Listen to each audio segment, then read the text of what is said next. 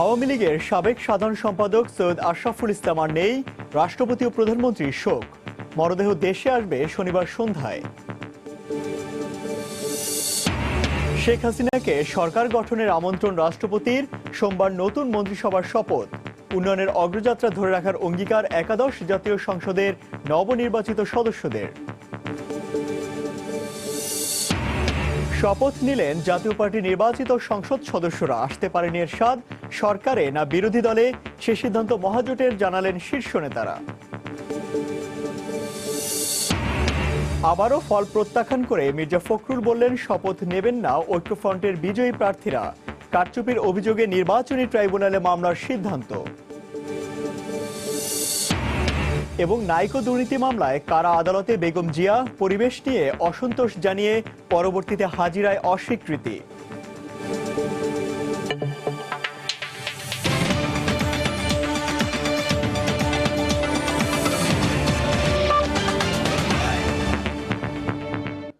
দেখছিলেন শিরোনাম। প্রবাসের সময় সঙ্গে আছে আমি ইমতিয়াজ আহমেদ। আওয়ামী লীগের সাবেক সাধারণ সম্পাদক ও জনপ্রশাসন মন্ত্রী সৈয়দ আশরাফুল ইসলামের মরদেহ দেশে আসবে শনিবার সন্ধ্যায়। পরিবারের পক্ষ থেকে এই কথা নিশ্চিত করা হয়েছে। বৃহস্পতিবার রাতে ব্যাংককের একটি হাসপাতালে চিকিৎসাধীন অবস্থায় মারা যান বর্ষিয়ান এই রাজনীতিবিদ। তার মৃত্যুতে শোক জানিয়েছেন রাষ্ট্রপতি আব্দুল হামিদ, প্রধানমন্ত্রী শেখ হাসিনা, স্পিকার শিরিন শারমিন চৌধুরী সহ রাজনীতিবিদ, গণমাধ্যম ব্যক্তিত্ব সহ বিভিন্ন শ্রেণী পেশার মানুষ। বৃহস্পতিবার রাত 10টার দিকে ব্যাংককের বামরুর গ্রাদ হাসপাতালে চিকিৎসাধীন অবস্থায় মারা যান বর্ষিয়ান রাজনীতিবিদ সৈয়দ আশরাফুল ইসলাম। ফুসফুসের ক্যান্সারের কাছে হার মেনে 68 বছরেই থেমে গেল সৈয়দ আশরাফের জীবনের পথ।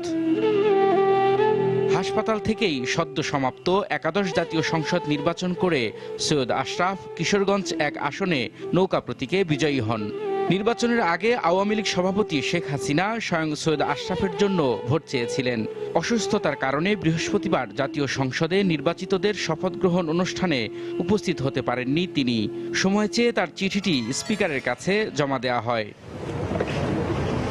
সৈয়দ আশরাফের মৃত্যুর খবর পেয়ে রাজধানীর মিন্টো রোডের বাসায় ছুটে যান রাজনীতিবিদ স্বজনরা। সান্ত্বনা দেন শোক সন্তপ্ত পরিবারকে। সৈয়দ আশরাফের ভাই সৈয়দ আশফাকুল ইসলাম জানিয়েছেন, শনিবার সন্ধ্যায় ঢাকায় পৌঁছাবে তার মরদেহ। সবকিছু মাননীয় প্রধানমন্ত্রী ঠিক করবেন এবং দল ঠিক করবেন, কোথায় কি হবে না হবে হয়তো উনি সবকিছু ঠিক করবেন। কারণ উনি তো আমাদের পরিবারের গার্জিয়ান।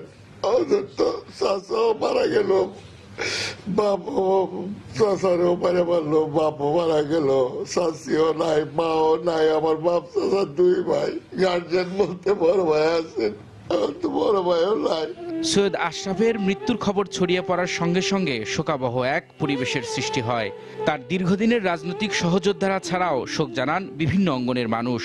একজন নির্মোহ রাজনীতিবিদের এমন চলে যাওয়া মেনে নিতে পারছেন না কেউই। বাংলাদেশের রাজনীতির একজন অত্যন্ত পরিচ্ছন্ন মানুষ, যেটি আপনি বলেন, সাধারণত এই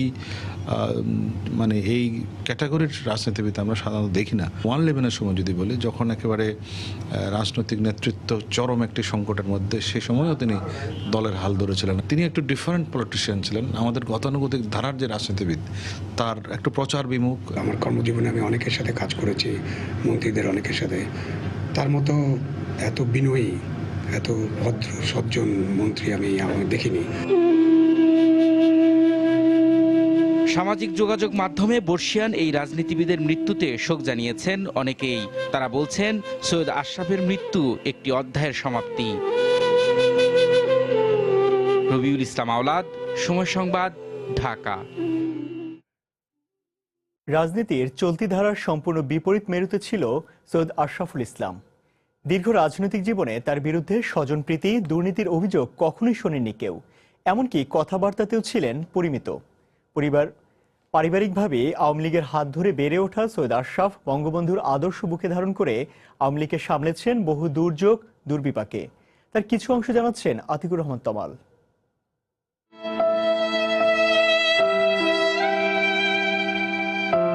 2007 দেশে 111-এর সরকার। দলীয় সভানেত্রী শেখ হাসিনা, তখনকার সাধারণ সম্পাদক আব্দুল জলিল, প্রথম যুগ্ম সাধারণ সম্পাদক ওবায়দুল কাদের সহ দলের অনেক শীর্ষ নেতাই গ্রেফতার হয়ে কারাগারে বন্দী। ভারপ্রাপ্ত সাধারণ সম্পাদক মুকুল বোসের ভূমিকাও প্রশ্নবিদ্ধ। দলের এমন দুঃসময়ে যোগ্য কাণ্ডার হিসেবে হাল ধরেন মুজিবনগর সরকারের অস্থায়ী রাষ্ট্রপতি সৈয়দ নজরুল ইসলামের ছেলে সৈয়দ আশরাফুল ইসলাম।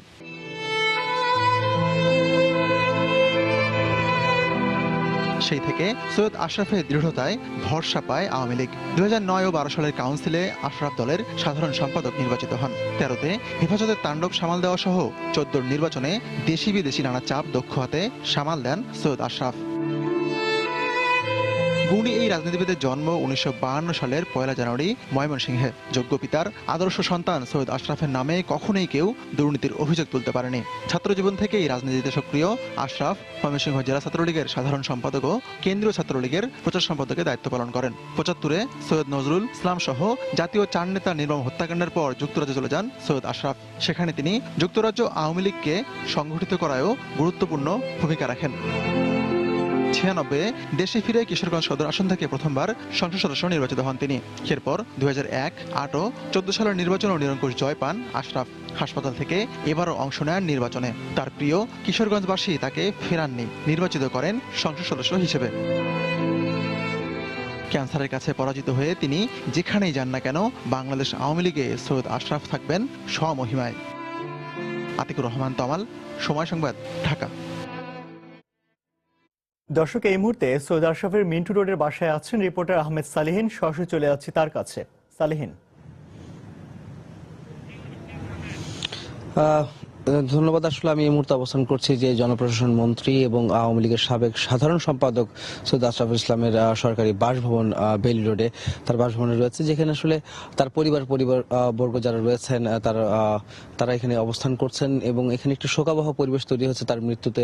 যেমনটি আসলে আপনারা বলছিলেন, তার মৃত্যু তো আজকে রাত 10টায় বাংলার সময় তিনি থাইল্যান্ডের বামরুনগ্রাদ হাসপাতালে তিনি মৃত্যুবরণ করেন এবং তিনি ফুসফুসে ক্যান্সারজনিত কারণে দীর্ঘদিন যাবৎ কিন্তু চিকিৎসাধীন অবস্থায় ছিলেন এবং সেই আজকে রাত 10টায় নাগাদই বাংলার সময় তিনি ইন্তেকাল করেন এবং তার মরদেহ আনার যে বিষয়টি, যেটি আমরা জানতে পেরেছি তার ভাইয়ের কাছ থেকে, তিনি আমাদের জানিয়েছেন যে শনিবার বিকাল 4টায় বাংলাদেশ বিমানের একটি ফ্লাইটে রওনা দিবে থাইল্যান্ড থেকে এবং সেটি শনিবার সন্ধ্যা নাগাদ সেই মরদেহ বহনকারী বিমানটি পৌঁছাবে এবং তারপরে আসলে জানা যাবে যে তার দাফন এবং জানাজা সহ কোথায় এসব বিষয়গুলি হবে, মানে আনুষ্ঠানিকতা যেগুলি রয়েছে সেগুলি কোথায় হবে সেগুলি জানা যাবে। তো তার ভাই আমাদের যেমন জানাচ্ছিলেন যে সৈয়দ আশরাফ এবং তাদের পরিবারের আসলে অভিভাবক হিসেবেই রয়েছেন প্রধানমন্ত্রী এবং আওয়ামী লীগ সভানেত্রী শেখ হাসিনা। তিনি মূলত সিদ্ধান্ত নেবেন আসলে এর পরবর্তী কার্যক্রম কি হবে।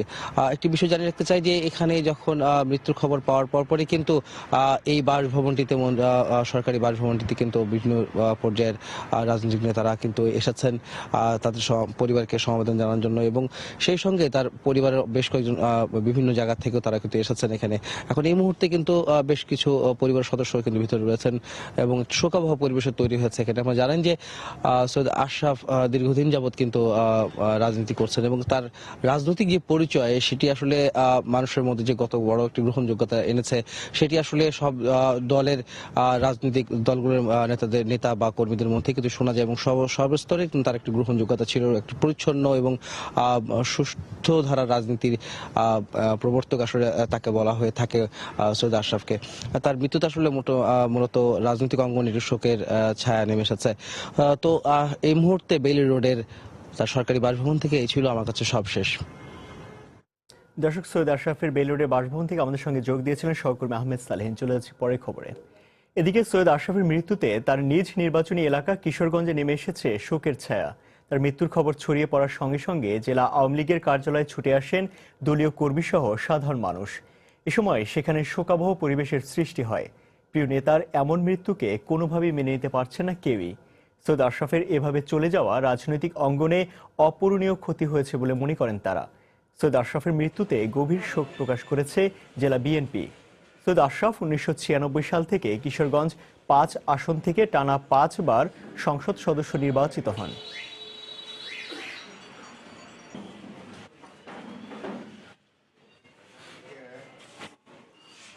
সৈয়দ আশরাফুল ইসলাম সাহেবকে হারিয়ে শুধু আওয়ামী লীগ ক্ষতিগ্রস্ত হয় নাই, বাংলাদেশের সার্বিক রাজনীতি ক্ষতিগ্রস্ত হয়েছে। সুস্থ রাজনীতির ধারা প্রবর্তনের জন্য তিনি সবসময় চেষ্টা করেছেন। যুগের পর যুগ অপেক্ষা করতে হয় সৈয়দ আশরাফের মতো একজন মহাপুরুষের জন্য।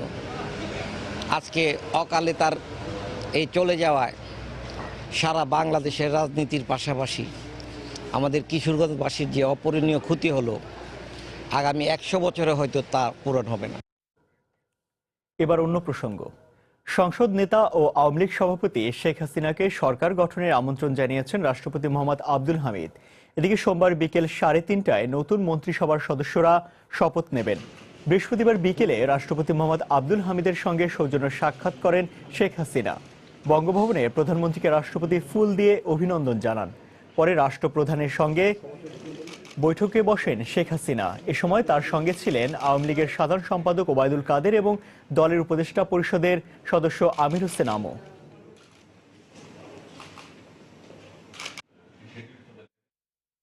শপথ নিলেন একাদশ জাতীয় সংসদের নবনির্বাচিত সদস্যরা। বৃহস্পতিবার সকালে সংসদ ভবনের শপথ কক্ষে নির্বাচনে বিজয়ী 291 জন সংসদ সদস্যকে শপথ করান স্পিকার ডক্টর শিরিন শারমিন চৌধুরী। পরে আওয়ামী লীগের সংসদীয় কমিটির বৈঠকে সর্বসম্মতিক্রমে টানা তৃতীয় মেয়াদে দলীয় প্রধান শেখ হাসিনাকে সংসদ নেতা নির্বাচিত করেন উপস্থিত সংসদ সদস্যরা। সালাউদ্দিন লিয়ার ক্যামেরায় বিস্তারিত জানাচ্ছেন দেবাশিস রায়। পৌষের কুয়াশা মোড়ানো সকালে ঝলমলে সূর্যের আলোই যেন জানান দিচ্ছিল দেশের রাজনীতিতে পর্দা উঠছে নতুন অধ্যায়ের। বৃহস্পতিবার সকালে জাতীয় সংসদ ভবনে একে একে আসতে থাকেন নবনির্বাচিত সংসদ সদস্যরা। মাননীয় স্পিকার মহোদয়, বেলা 11টার পরে সংসদ ভবনের শপথ কক্ষে শুরু হয় একাদশ জাতীয় সংসদের সংসদীয় কার্যক্রমের প্রারম্ভিক আয়োজন। স্পিকার ডক্টর শিরিন শারমিন চৌধুরী নিজে শপথ নেওয়া শেষে শপথ করান আওয়ামী লীগের সংসদ সদস্যদের। আওয়ামী লীগ সভাপতি শেখ হাসিনার পাশাপাশি ব্যক্তি স্বার্থের ঊর্ধ্বে থেকে রাষ্ট্রের মঙ্গলে কাজ করার শপথ নেন নির্বাচিত 257 সদস্য। সশ্রদ্ধ চিত্তে পরে মহাজোটের শরিক দলগুলোর নবনির্বাচিত সংসদ সদস্যরাও একে একে শপথ করেন। শপথের আনুষ্ঠানিকতা শেষে বৈঠকে বসে আওয়ামী লীগের সংসদীয় কমিটি। এতে নেতা হিসেবে শেখ হাসিনার নাম প্রস্তাব করলে তাতে হাত তুলে উল্লসিত সায় দেন সংসদ সদস্যরা। ফলে টানা তৃতীয় মেয়াদে সংসদ নেতা নির্বাচিত হলেন বঙ্গবন্ধু কন্যা। আমাদের নেত্রী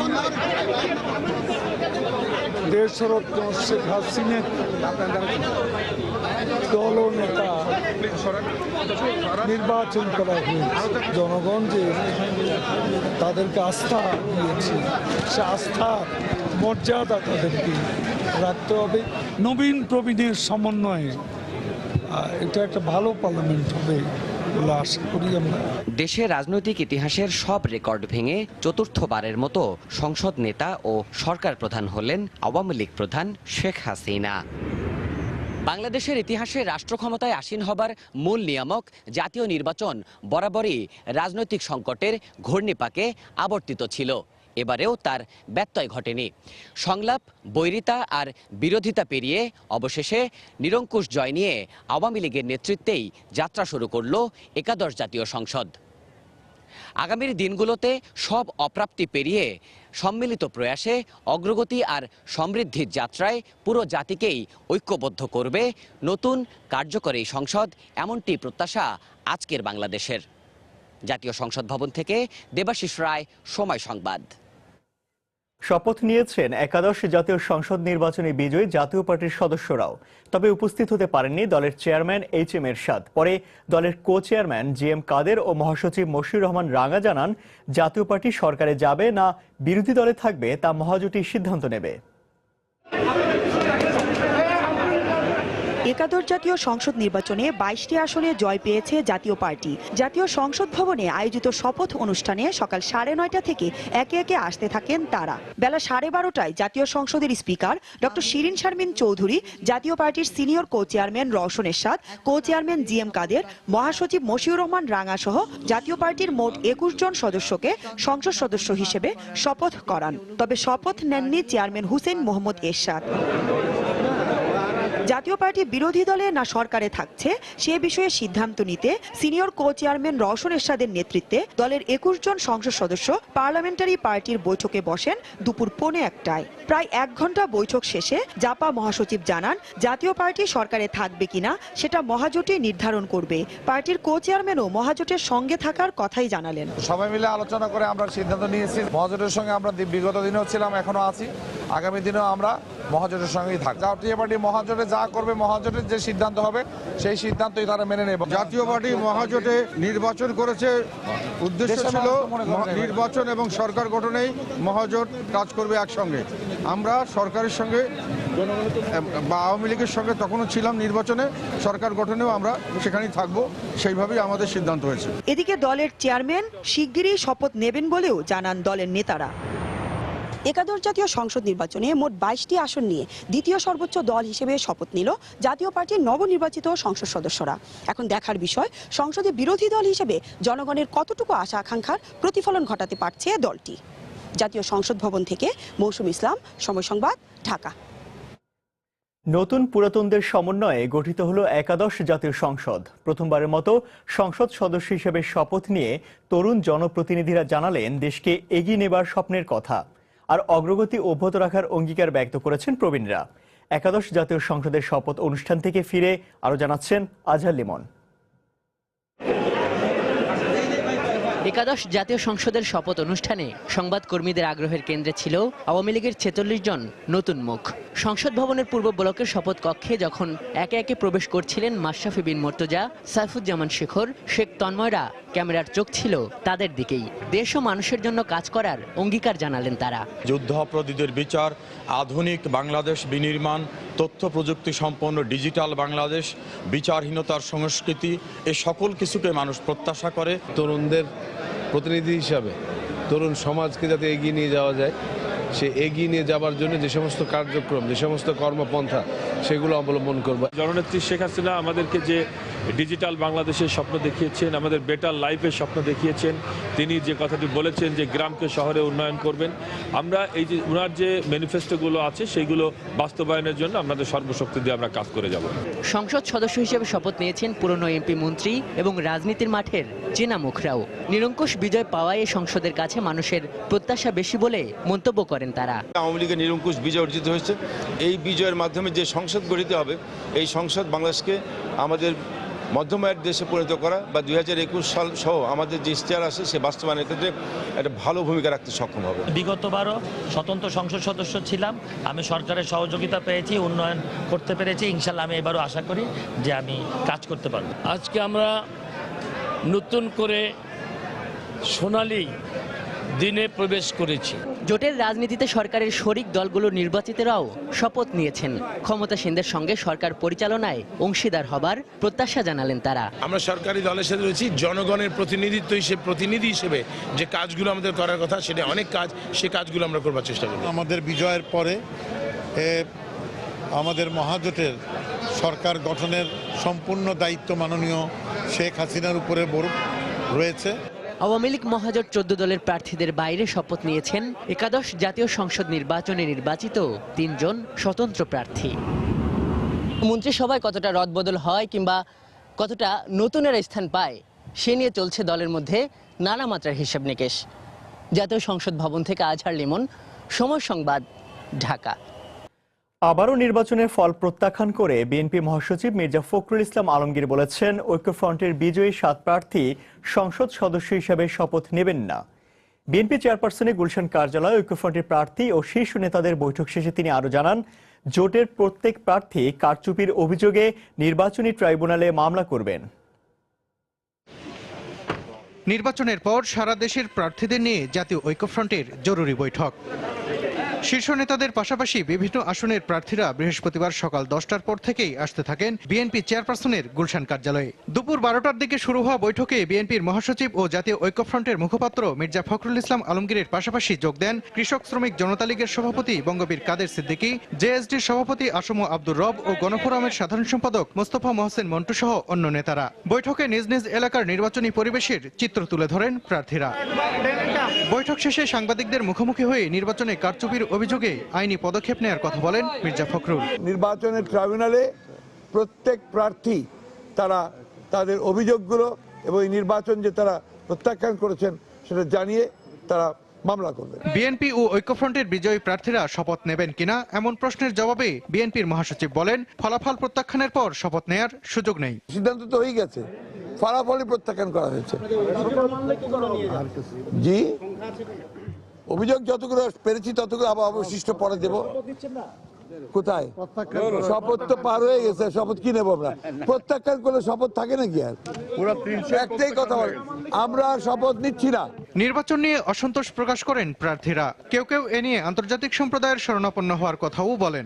তদন্ত করতে বলবো, ডকুমেন্টারি এভিডেন্স স্থাপন করব বিশ্ববাসীর কাছে, জাতিসংঘের কাছে, কমনওয়েলথের কাছে। এমন কোনো কাজ বাকি নাই যে তারা করে নাই।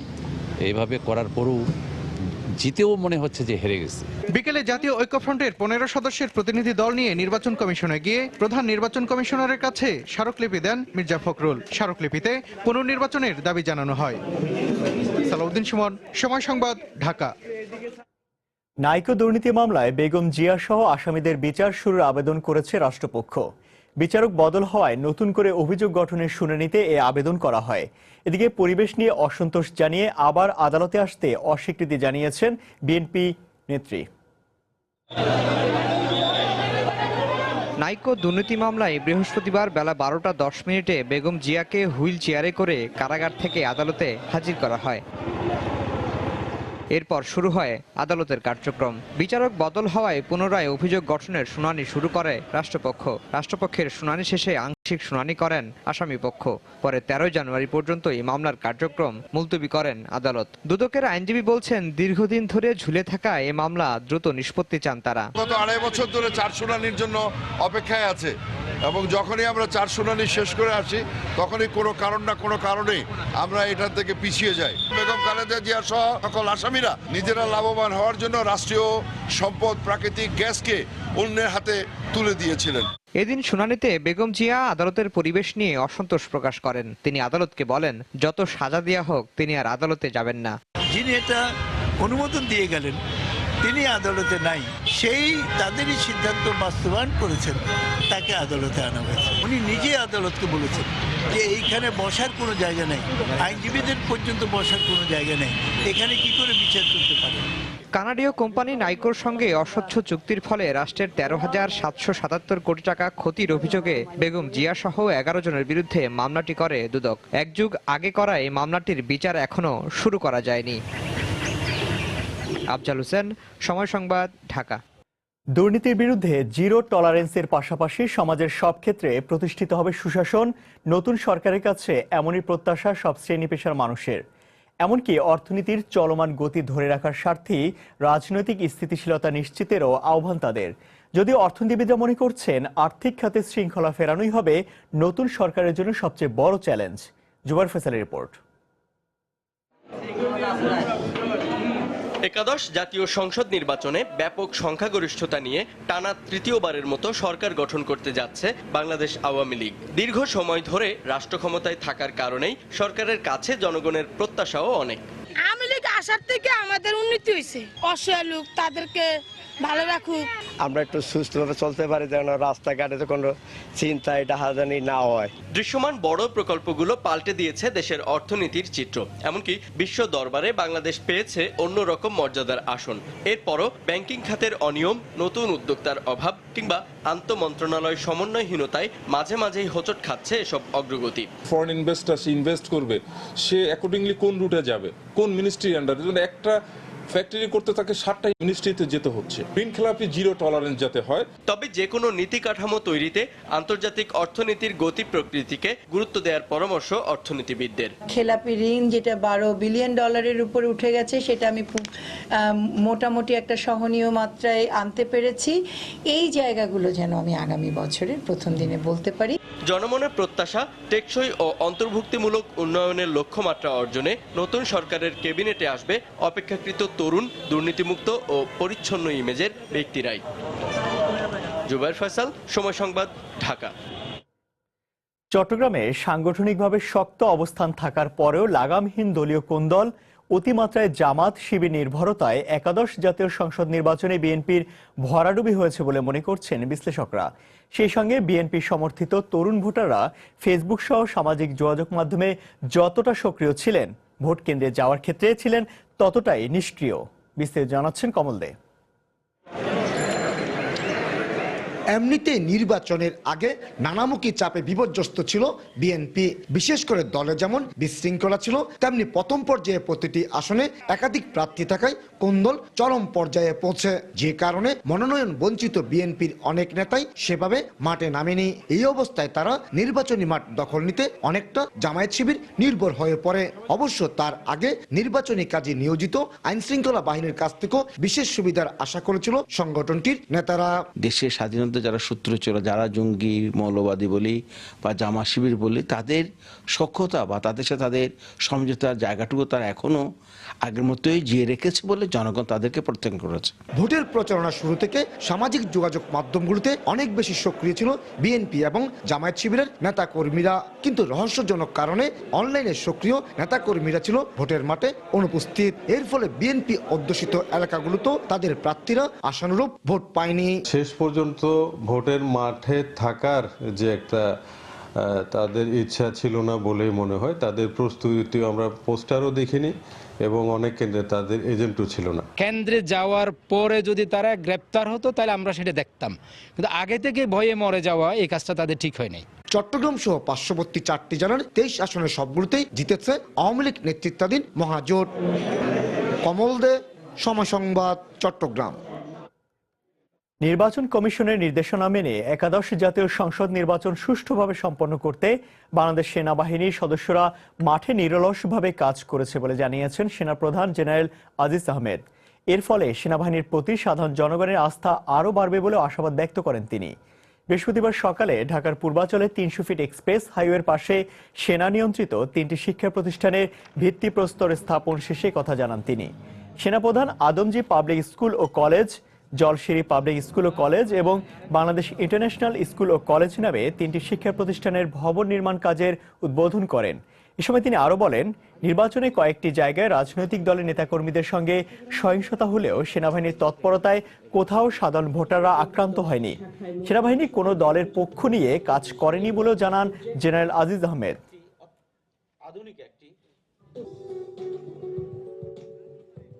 আমি যে অঙ্গীকারটা করেছিলাম সেদিন যে আপনাদেরকে নিরাপত্তা দিব, আপনারা নির্ভয়ে ভোট দিতে চান, আপনাদের আশেপাশে আমরা থাকবো, আমরা সে কথা রেখেছি। যে কাজটা পুলিশের করার প্রয়োজন, যে কাজটা হলো বিজিবির করা প্রয়োজন, যে কাজটা হলো আনসার করা প্রয়োজন, সেটা কিন্তু সবকিছু হলো সেনাবাহিনীকে দেওয়া, সেটা সম্ভব না। সেনাবাহিনীর কাজের কিন্তু স্পেসিফিক ছিল। পর্যাপ্ত টহল আমরা রেখেছিলাম। এই টহলগুলার থাকার কারণে অনেকেই আশ্বস্ত হয়েছিল যে তারা নিরাপদে ভোট দিতে যেতে পারবে। তো সেই হিসেবে আমি মনে করি সেনাবাহিনীর প্রতি জনগণের আস্থা এবং ভরসা আরও বৃদ্ধি পাবে।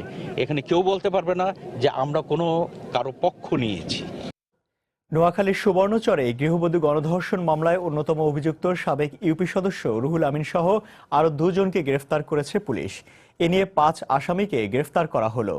এই ঘটনায় দায়ীদের সুষ্ঠু বিচার নিশ্চিতে আইনি সহায়তা দেবে আইন ও সালিশ কেন্দ্র। এদিকে প্রাথমিক স্বাস্থ্য পরীক্ষায় ধর্ষণের আলামত পাওয়া গেছে বলে জানিয়েছেন চিকিৎসকরা। গোয়েন্দা তথ্যের ভিত্তিতে বুধবার রাতে নোয়াখালীর সুবর্ণচর উপজেলার উত্তর ওয়াবদা এলাকার একটি খামার বাড়িতে অভিযান চালায় পুলিশ। এ সময় গণধর্ষণ মামলার অন্যতম প্রধান অভিযুক্ত সাবেক ইউপি সদস্য রুহুল আমিনকে গ্রেপ্তার করা হয়। পরে সেনবাগের খাজুরিয়া এলাকার একটি ইটভাটা থেকে গ্রেপ্তার করা হয় অপর আসামি বেচু মিয়াকে। 9 জনের মধ্যে আমরা 5 জন অ্যারেস্ট করেছি। তারপরে আমাদের ড্রাইভ কিন্তু অব্যাহত আছে। ইনশাআল্লাহ যে কয়জন আছে তাদেরকেও আমরা আইনের আওতায় আনতে পারবো বলে আমাদের দৃঢ় বিশ্বাস আছে। ধর্ষণের ঘটনার প্রতিবাদে শহরের মাইজদি টাউন হল মোড়ে সচেতন ছাত্র সমাজের ব্যানারে মানববন্ধন করা হয়। এতে দায়ীদের দৃষ্টান্তমূলক শাস্তি নিশ্চিতের দাবি জানান বক্তারা। এদিকে বৃহস্পতিবার সকালে নোয়াখালী জেনারেল হাসপাতালে চিকিৎসাধীন নির্যাতিতার সঙ্গে দেখা করেছেন আইন ও সালিশ কেন্দ্রের জ্যেষ্ঠ আইনজীবী সেলিনা আক্তার। পূর্ণাঙ্গ রিপোর্ট পাওয়া গেছে এবং আমরা আজকে পাঠিয়ে দিয়েছি। এটাতে আমাদের সুপারিনটেন্ডেন্ট স্যার এটার তদারকি করছেন এবং উনি আমাকে জানিয়েছেন যে এটাতে ধর্ষণের আলামত পাওয়া গেছে। আমাদের প্রতিষ্ঠান থেকে ওরা সহযোগিতা দেওয়ার প্রতিশ্রুতি আমরা দিয়ে আসছি। পূর্ববিরোধের জেরে গত রোববার রাতে সুবর্ণচরের একটি বাড়িতে হামলা ও ভাঙচুর চালানোর পর স্কুল পড়ুয়া মেয়ে ও ছেলেকে বেঁধে রেখে গৃহবধূকে ধর্ষণ করে বখাটেরা। এ ঘটনায় 9 জনকে আসামি করে সুবর্ণচর থানায় মামলা করেন গৃহবধূর স্বামী। পরে কুমিল্লা থেকে প্রধান আসামি সোহেলকে এবং নোয়াখালী থেকে আরও 2 জনকে গ্রেপ্তার করা হয়। সময় সংবাদ, নোয়াখালী। দেখছেন প্রবাসী সময়। আরএফএল এর রেইনবো পেইন্টস, জাদুই জানে। রেইনবো পেইন্টস, ছড়াও জীবনের রং। জমি সংক্রান্ত বিরোধের জের ধরে নারায়ণগঞ্জে সিটি কর্পোরেশনের প্যানেল মেয়র মতিউর রহমানকে কুপিয়ে আহত করেছে প্রতিপক্ষ। এ সময় দুপক্ষের সংঘর্ষে আরও 14 জন আহত হন। বৃহস্পতিবার দুপুরে সদর উপজেলার নতুন বাজার এলাকায় এই ঘটনা ঘটে। এ ঘটনায় জিজ্ঞাসাবাদের জন্য 3 জনকে আটক করা হয়েছে। পুলিশ ও প্রত্যক্ষদর্শীরা জানান, দীর্ঘদিন ধরে সাবেক কাউন্সিলর সিরাজুল ইসলাম মণ্ডলের সমর্থক আব্দুল হান্নানের সঙ্গে সিটি কর্পোরেশনের প্যানেল মেয়র ও যুবলীগ নেতা মতিউর রহমানের জমি নিয়ে বিরোধ চলছিল। এর জের ধরে আজ দুপুরে দুপক্ষের লোকজনের মধ্যে বাকবিতণ্ডা হয়। এ সময় মতিউর রহমানকে কুপিয়ে আহত করে প্রতিপক্ষ। এক পর্যায়ে সংঘর্ষে জড়িয়ে পড়ে উভয় পক্ষ। এ সময় একটি নির্বাচনী ক্যাম্পে অগ্নিসংযোগের পাশাপাশি বাড়িঘরে ভাঙচুর চালানো হয়। খবর পেয়ে ঘটনাস্থলে গিয়ে পরিস্থিতি নিয়ন্ত্রণে আনে পুলিশ। পরে আহতদের বিভিন্ন হাসপাতালে পাঠানো হয়।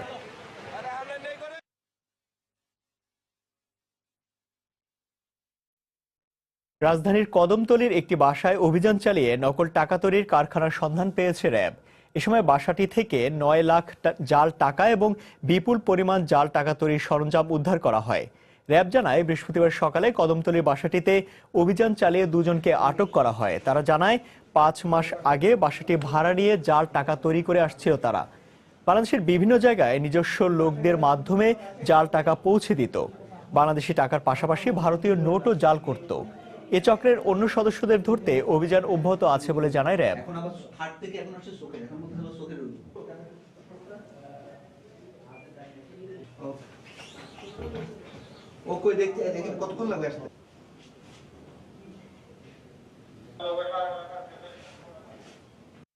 আজকে আমরা যেগুলো পেয়েছি এগুলো মূলত হচ্ছে বাংলাদেশি টাকা এবং ভারতীয় রুপি এবং বিভিন্ন ডায়াস আছে। এরা এই 3 চক্র মিলে ফিনিশ প্রোডাক্টগুলো তৈরি করে প্লাস ডিস্ট্রিবিউট করে। একটা হিউজ ভলিউম অফ মানি তারা বাজারে সার্কুলেট করেছে, যেগুলো ফিনিশ প্রোডাক্ট এবং এগুলো অলরেডি মানুষের মধ্যে ছড়িয়ে পড়েছে। সো আমরা চেষ্টা করছি এটার মূল হোতা বা এদের সংঘবদ্ধ যে চক্র আছে এটার মূল হোতাকে গ্রেফতার করার জন্য। ঢাকার কেরানীগঞ্জে হেলে পড়েছে একটি 5 তলা আবাসিক ভবন। বৃহস্পতিবার সকালে কদমতলী এলাকার বেগুনবাড়ি ব্রিজের পাশে এই বাড়িটি সামনের দিকে 4 থেকে 5 ইঞ্চি হেলে পড়ে। ভবনের বাসিন্দারা জানান, এদিন সকাল 7টার দিকে হেলে পড়ার বিষয়টি টের পান তারা। এ সময় দ্রুত বাড়ির বাসিন্দারা বের হয়ে যান। দুপুরের পর ফায়ার সার্ভিস এসে বাকিদের উদ্ধার করেন। পরে ভবনটি সিলগালা করে দেয় কেরানীগঞ্জ উপজেলা প্রশাসন। ওয়াসার পানির সঞ্চালনার খনন কাজের কারণে ভবনটি হেলে পড়েছে বলে জানান ফায়ার সার্ভিসের সদস্যরা। ভবনের 3টি ফ্লোরে আবাসিক এবং বাকি 2টি ফ্লোরে বেসরকারি 2টি স্কুল রয়েছে। আমরা 3 তলায় থাকতাম। আমরা সকালবেলা ঘুমানো ছিলাম, নিচে কোনো লোকজন ডাকাডাকি করতেছে, বিল্ডিং ফাট ধরছে। আমরা এই কথা শুনে সবাই বিছনাগুলো দৌড়ে নেমে আসছি। 3টার দিকে ঘোষণা করে যে যার যার মালামাল নিয়ে যান। তো আমরা যে যতটুকু পারছে মালামাল নিয়ে গেছে, কিন্তু আমাদের স্কুলের কোনো ফার্নিচার আর আমরা নামাতে পারিনি। এখানে মাটি খুঁড়ছে, তো যেহেতু একটু ডিপ নিচে মাটি খোঁড়া অবস্থা ছিল, এই কারণে হয়তো বা ভবনটা এই অবস্থা সামান্য হেলে পড়ছে। ভবনের যে লোকজন ছিল তাদেরকে আমরা হ্যান্ড মাইকের মাধ্যমে আমরা তাদেরকে ইভাকুয়েশন করে সেফ জোনে নিয়ে আনতে সক্ষম হয়েছি। নানা সমস্যায় জর্জরিত বরিশাল নদী বন্দর। নাব্য সংকট সহ পন্টুন এবং গ্যাংওয়ের অভাবে ঝুঁকির মুখে পড়েছে নৌযানগুলো। অবশ্য বিআইডব্লিউটিএ বলছে, সমস্যা সমাধানে বৃহৎ প্রকল্প হাতে নেওয়া হয়েছে। আমিন ইসলামের তোলা ছবিতে আরো জানাচ্ছেন ফিরদাউস সোহাগ। কম ভাড়া এবং আরামদায়ক হওয়ায় নৌপথই বরিশাল তথা উপকূলীয় এলাকার মানুষের প্রথম পছন্দ। কিন্তু দেশের দ্বিতীয় বৃহত্তম বরিশাল নদীবন্দরে রয়েছে নানা সমস্যা। নাব্য সংকটের কারণে বিশালাকৃতির নৌযানগুলো ঘাটে ভেড়ানো এবং ঘাট ছেড়ে যাওয়া কঠিন হয়ে উঠেছে। পন্টুন এবং গ্যাংওয়ে সংকটের কথা জানালেন লঞ্চ মাস্টাররা। বরিশাল পল্টনে দেখা যাচ্ছে যে পল্টন সংকট থাকার কারণে অন্যান্য লঞ্চগুলো পল্টনের বাইরেও জাহাজের গায়ে বেঁধে থাকতে হয়। গ্যাংওয়ে কম, পল্টন কম, যাত্রীদের দুর্ভোগ। এদিকে যথাযথ সেবা থেকে বঞ্চিত হবার অভিযোগ যাত্রীদের। এখানে ভালো বিশ্রামাতে নাই, এখানে ভালো একটা টয়লেট নাই, সব জায়গাগুলো আছে ওগুলো সম্পূর্ণ নোংরা। ভালো বাথরুম নাই, আমার যাত্রীকেও খুব কষ্ট হয়। আর ব্যবসায়ীদের দাবি নদী বন্দরের সুবিধা বাড়ানোর। এই নদীপথটাকে সচল রাখলে আমরা ব্যবসায়ীরা যেভাবে ভালো থাকবে, নাব্যতার সংকট তেমন আমাদের টার্মিনালের সংকট, আমাদের টার্মিনাল আরো বর্ধিত করা দরকার। তবে বিআইডব্লিউটিএ কর্তৃপক্ষ বলছে সমস্যা সমাধানে বৃহৎ প্রকল্প হাতে নেওয়া হয়েছে। যাত্রী সাধারণের সুবিধার্থে পার্কিং ইয়ার্ড, বিশ্রামাগার, টয়লেট, অতিরিক্ত সংখ্যক গ্যাংওয়ে, পন্টুন সহ সব ধরনের সুবিধা গ্রহণের লক্ষ্যে একটি বৃহৎ প্রকল্প হাতে নেওয়া হয়েছে, যার ফিজিবিলিটি স্টাডি চলমান রয়েছে। রাজধানীমুখী 14টি বিলাসবহুল লঞ্চ সহ স্থানীয় অভ্যন্তরীণ রুটের অর্ধশতাধিক লঞ্চ প্রতিদিন বরিশাল নদীবন্দরে যাতায়াত করে, আর দৈনিক যাত্রীর সংখ্যা প্রায় 1.5 লক্ষ। ফিরদাউস সোহাগ, সময় সংবাদ, বরিশাল। এদিকে দীর্ঘদিনেও আধুনিকতার ছোঁয়া লাগেনি দেশের দ্বিতীয় বৃহত্তম নারায়ণগঞ্জ নদীবন্দরে। নদীপথে চাঁদাবাজি ও হয়রানি সহ নানা অনিয়মে পুরোপুরি বিকশিত হয়নি বন্দর কেন্দ্রিক অর্থনীতি। অবকাঠামোগত উন্নয়ন সহ দ্রুত নদীপথের অনিয়ম রোধে ব্যবস্থা নেওয়ার দাবি জানিয়েছেন সংশ্লিষ্টরা। সমস্যা সমাধানে আশ্বাস জানিয়েছে বিআইডব্লিউটিএ। শওকত আলী সৈকতের পাঠানো তথ্য ও আব্দুল আল মামুনের ছবি নিয়ে রিপোর্ট। বাণিজ্যিক শহর নারায়ণগঞ্জের প্রাণকেন্দ্রে গড়ে ওঠা নদীবন্দরের সাথে চট্টগ্রাম, মোংলা ও পায়রা সমুদ্র বন্দর সহ দেশের বিভিন্ন নৌপথের সংযোগ রয়েছে। সুযোগ রয়েছে কম খরচে যাত্রী ও পণ্য পরিবহনের। তবে নাব্য সংকট, নৌপথের নানা অনিয়ম ও বন্দরের অবকাঠামোগত উন্নয়নের অভাবে নদীবন্দরে আধুনিকতার ছোঁয়া লাগছে না। ফলে কমছে নদীপথে যাত্রী ও পণ্যবাহী নৌযানের সংখ্যা। এতে পিছিয়ে পড়ছে বন্দর কেন্দ্রিক অর্থনীতি। দুই সাইডে ফ্যাক্টরি হইয়া জায়গা ছোট হয়ে গেছে, নদীতে গভীরতা কমে গেছে। রাত দিন 24 ঘন্টা চলে বলগেট, এটার জন্য জামজটলা অ্যাক্সিডেন্ট হয়। 4টা লাইনে ভরপুর লস ছিল, এখন আপনি 2টা লাইন ঠিক আছে, পুলিশ 100 করে আর তারা বন্ধ 300 করে। অবস্থা মতো বসে লুটপাট করে নেয়। খুব ছোট ছোট পুরানো লঞ্চ, বুঝছেন, এগুলাতে খুব ঝুঁকি আছে, ওভারলোডও হয়।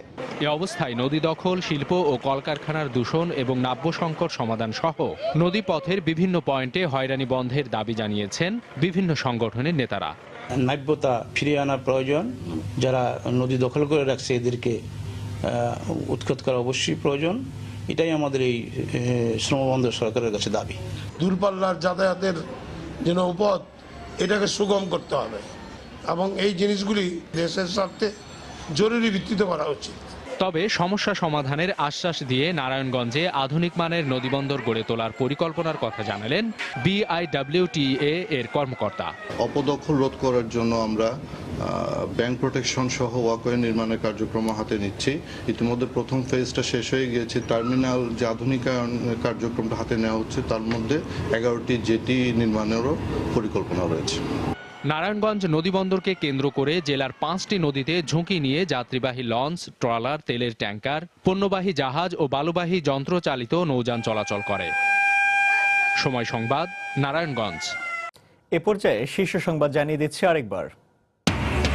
আওয়ামী লীগের সাবেক সাধারণ সম্পাদক সৈয়দ আশরাফের মরদেহ দেশে আসবে শনিবার সন্ধ্যায়। তার মৃত্যু একটি অধ্যায়ের সমাপ্তি, প্রতিক্রিয়ায় বিশিষ্টজনরা। শেখ হাসিনাকে সরকার গঠনে আমন্ত্রণ রাষ্ট্রপতির, সোমবার নতুন মন্ত্রিসভার শপথ। উন্নয়নের অগ্রযাত্রা ধরে রাখার অঙ্গীকার একাদশ জাতীয় সংসদের নবনির্বাচিত সদস্যদের।